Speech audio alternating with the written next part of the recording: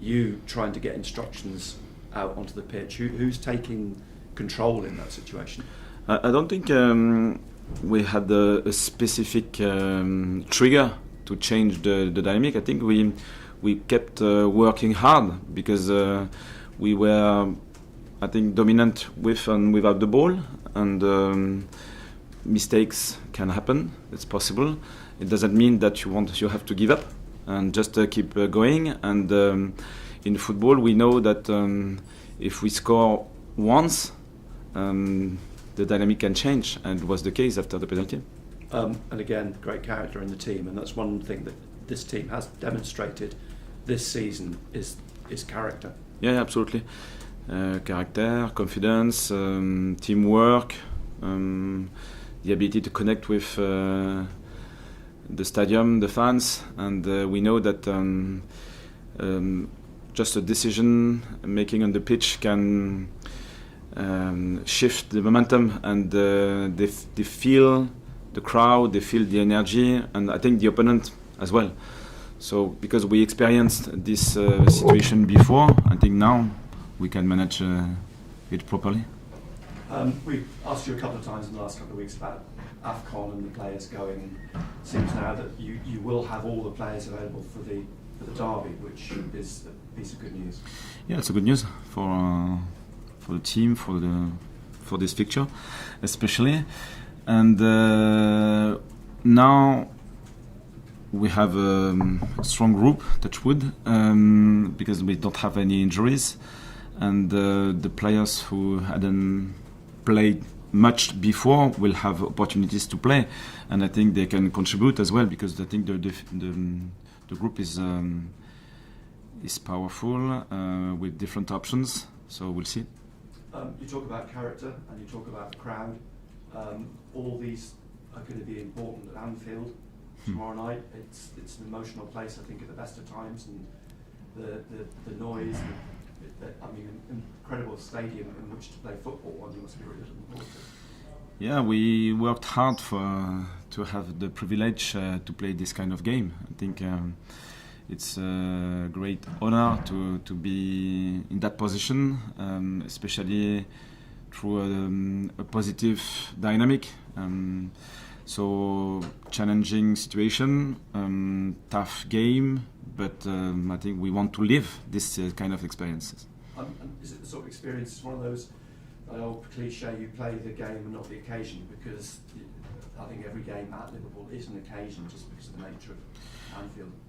Yeah, we'll see. I think it's another game in a really special place, and that's fair, but I think our players, even if we have a young team, have now the good experience, and they want to be competitive, because otherwise we will be a spectator, and we don't want to be a spectator. So Liverpool will be strong, 100%.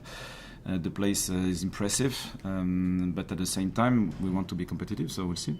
There's been a lot of dialogue about Liverpool of late and their recent form, but the bottom line is they've got quality players. One at the weekend, you just cannot take them for granted. Yeah, it's impossible.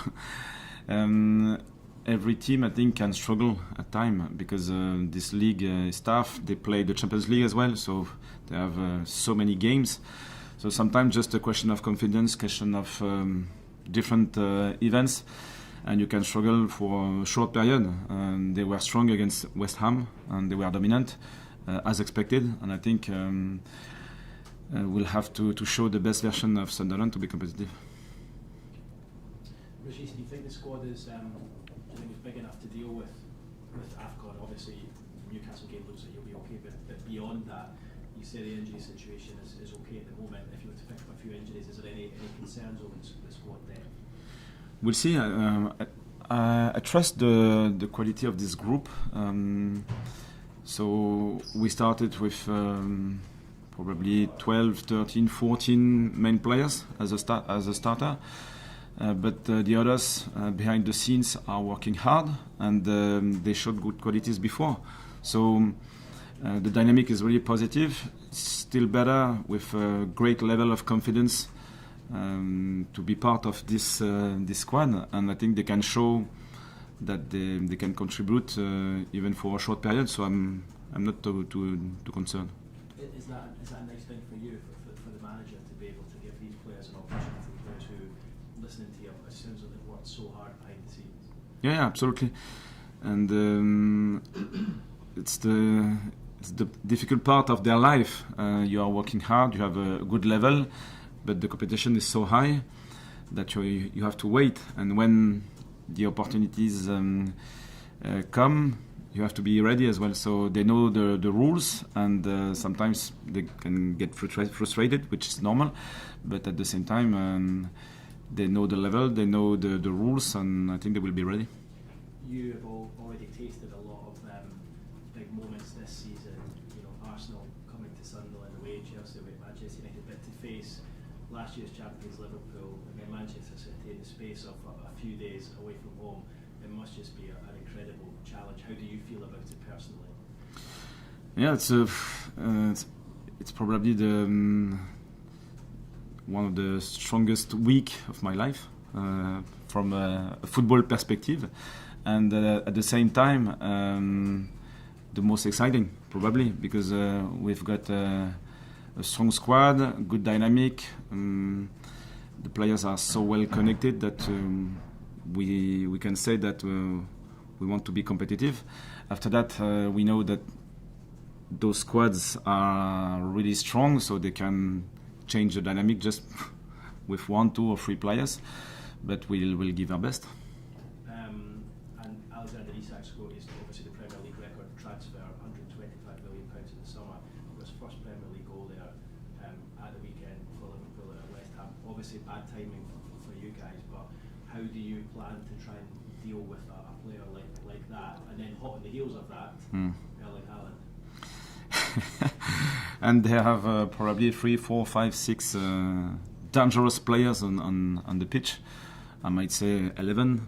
So we don't focus too much on individuals. It's about us, our squad, the way we will play this game with bravery, with this strong teamwork. And if we are in this situation and we work hard, after that we won't have any regret.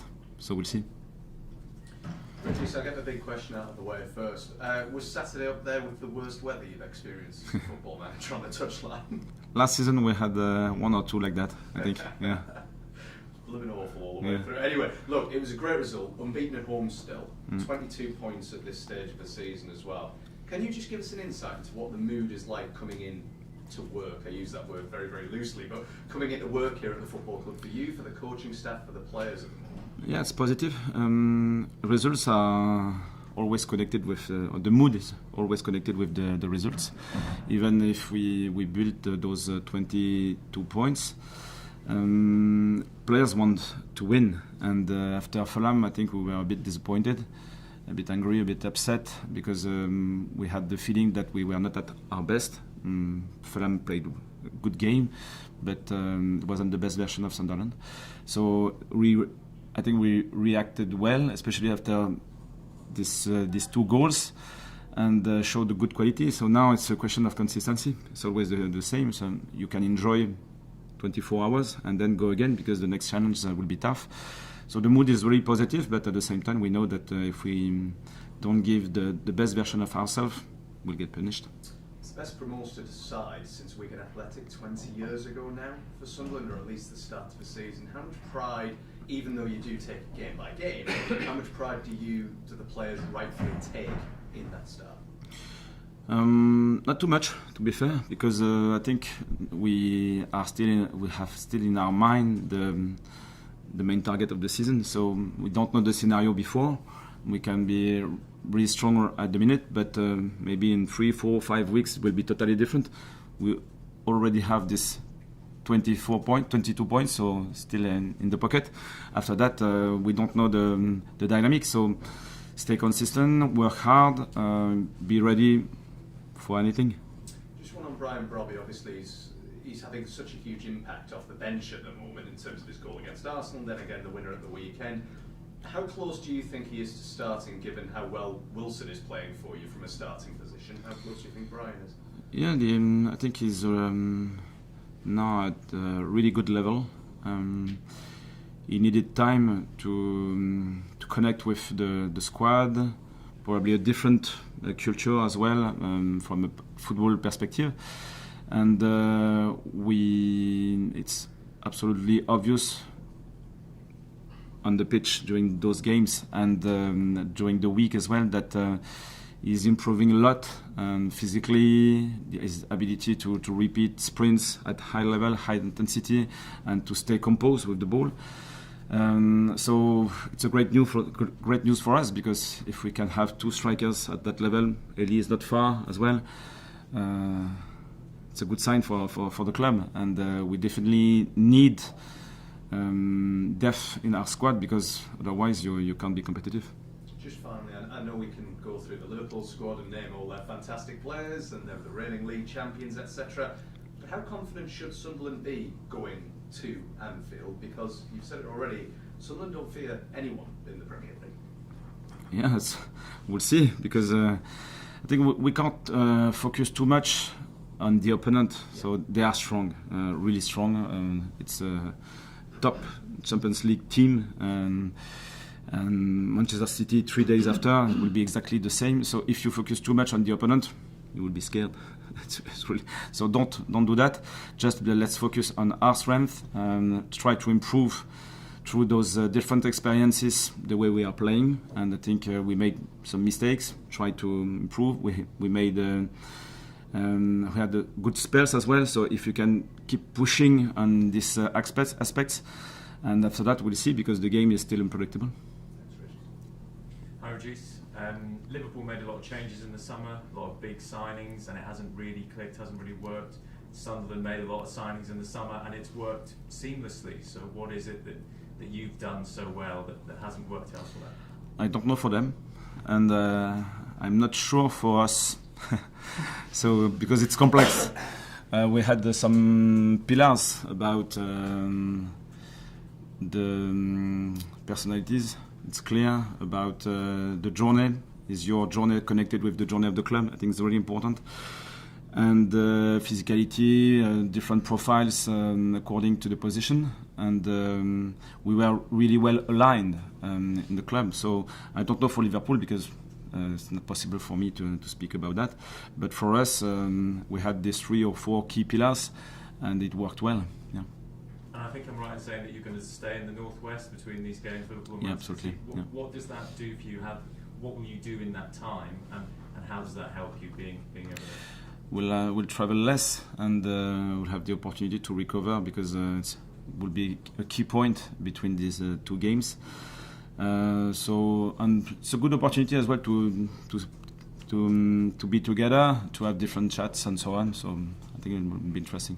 And these are a couple of big games in the race for Europe, are they? Yeah, absolutely. It's really exciting, and I think the players are happy to challenge these 2 strong teams.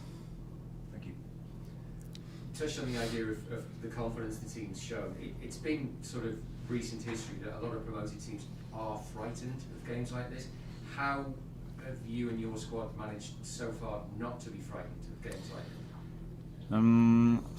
We don't know what happens inside, but so far I think we showed we want to be bold and accepting the risk to be punished. It's possible, and at least you want to play your football, want to press high.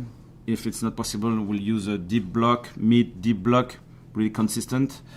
And if it's possible to play even under pressure, let's try. After that, I think we can grow through different experiences. Sometimes we make 2 mistakes, for example, but these 2 mistakes are really important to grow, to learn, and to get better after, if you accept that these mistakes are part of the process. So far we work like that, and it was positive. We'll see for the future. You know all about 3 game weeks because of last season, but you've not had many of them this season. Does that give you a bit more leeway in terms of planning out your week, in terms of what teams you want to pick? Because there aren't that many games that other teams maybe have. Yeah, the players who play with their national teams are used to have this kind of schedule, so it's not unusual for them. After that, we'll see. Probably it will be more important to use our subs during the game to keep this level of organization and intensity. And we'll see for the third one of the week if we need to change to flip. We'll see.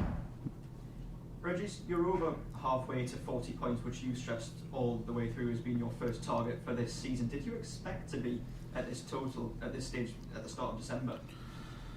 Not really, because I didn't anticipate something before. We are new in this league with 14 new signings, so everything is new. So if you set a limit before, I think it's a mistake, and try just to experience different situations, give your best, and we'll see. And I repeat, so far it was really good. We know that this league is so demanding that you can't step up, otherwise step back, otherwise we will be punished really quickly. So it's a reset and go again, and this week will be full, so we'll see. And given the upcoming opponents, you've got Liverpool, you've got Manchester City, then you've got Newcastle, and then you've got players going off to AFCON as well. So some might say this is a pivotal point in your season, but from your point of view, is it just business as usual? Yeah, we have to manage a different experience. I think it's still. I still want to see the positive side of the experience, and we have a full group. Everyone is involved. Some of them are a bit frustrated because they didn't play. They have the opportunity to experience this level, to show their qualities. So after that, we'll see. And finally, do games like this at Liverpool playing at Anfield, does this excite you as the head coach? Yes, I'm really focused on the game, so I have 1 or 2 minutes to look at the stadium. After that, you have to be 100% focus and to manage the game in real time, to do what can help the squad. So I'm not too disturbed or distracted by the stadium.